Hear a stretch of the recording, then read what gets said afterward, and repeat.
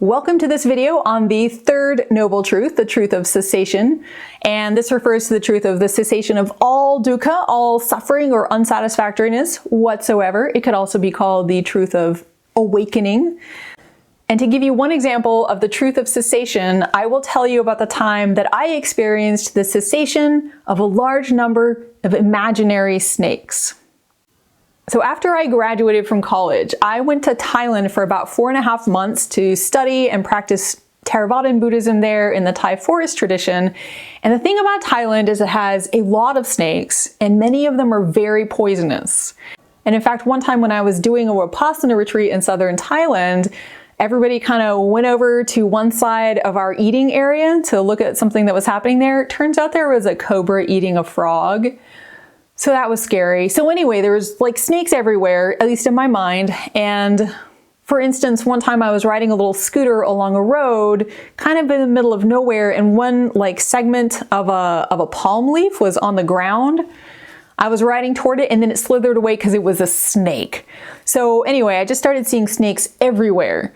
And when I got back to Texas from Thailand, I was still seeing snakes everywhere, but now there were way fewer snakes. And I just started to have these really interesting moments where I would be looking maybe at a stick. I would see a stick from the corner of my eye and I go, ah, snake. And then I would realize it was a stick.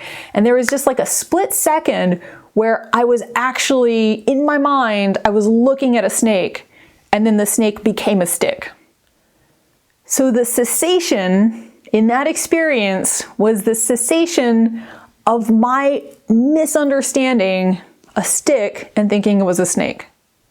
So what ceased? There was no snake to cease. It was me misunderstanding a stick as a snake. That is what stopped.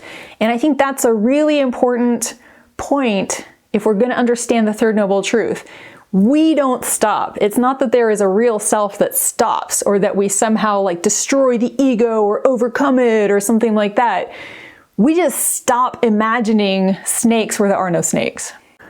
So what this really means, to come back to some of the terms that we've used in discussing the first and second noble truths, and if you haven't caught the videos on those two and also the intro to the Four Noble Truths, there will be links also in the information section associated with this video. You can go watch those. You can also just get all of them if you sign up for the mini course. Again, there's a link to it in the info box.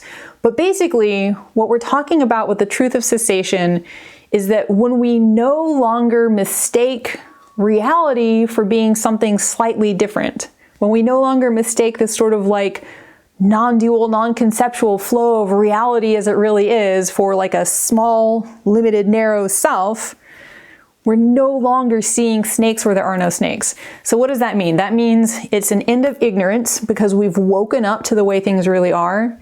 And when there's no more ignorance, there's no more karma, like we talked about in the discussion of the second noble truth, the cause of dukkha. And that means we're not putting into action things that are going to cause us and others to suffer, either now or in the future. The whole cycle of death and rebirth in a traditional sense, or if you think about it in one lifetime, the whole cycle of all these patterns of behavior where we keep trying to get what we want in the same old ways and it never quite works. We cut all of that. We can just relax and be at one with the nature of reality, which is also our true nature. And that really is the truth of cessation right there. So coming back to the example of the snake and the sticks, or also there is a very old and widely used example in the Buddhist literature of mistaking a rope for a snake. Again, we're not putting an end to something that is there and that is real. What stops is we see something clearly, and then all of our misapprehensions, our misunderstandings about that thing, all of them just naturally just vanish. Once you've seen that a stick is a stick and not a snake, you are not afraid of a snake anymore. At least that's how it went for me. And I think a lot of people, when they hear the truth of cessation, they think it's the end of me. If I go all the way through this Buddhist path as described in the fourth noble truth, if I go all the way through this path, I'm going to come out at the end and I'm going to cease to exist. And that's so not what this is saying. If we follow this path to the end, what that really means is we're just no longer trying to hold all these pieces of a self together to make something real. We're able to just let it be a flow. We are impermanent beings. We can allow things to arise and cease without feeling like I am about to be destroyed if this set of circumstances dissolves, or at the end of this lifetime when this body dies. It's not the end of me. So the cause of dukkha is ignorance. It's ignorance that drives our behaviors, that puts everything in motion and keeps us just chasing after the next thing or trying to get away from what we don't want to experience. The cause of awakening, the cause of the third noble truth of cessation, is basically the Noble Eightfold Path, like the Buddhist path that we walk to get from where we are now. Well, I can't speak for you, but for me, unenlightened experience. And then we go down this path of practice, and that's what really meditation and study and reflection and having friends who are also on the spiritual path, that's what that's all about, that we're committing to a path of transformation. And at the end of it, we understand that we're going to come out as a very different type of being, like understanding ourselves in a very different way. All of this misunderstanding of the world will be gone, and we'll actually just see what is there instead of what we're projecting all the time.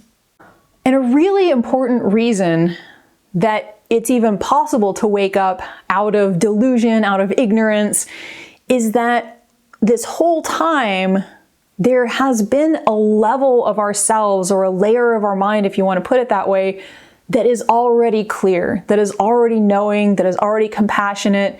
The Mahayana Buddhists talk about Buddha nature. So like our basic nature is that we are already Buddhas, and we've somehow covered that up with all this gunk. And some people are very badly behaved, and you wouldn't guess there's a Buddha in there somewhere. But the idea is that's what the path is for. The path exists to kind of scrape away all the gunk, all the crud that is covered over our true nature, so we can once again relax back into just being who we are. If we weren't already Buddhas, or if our minds didn't have this capacity for just 100% awakened experience, we could never stop dukkha.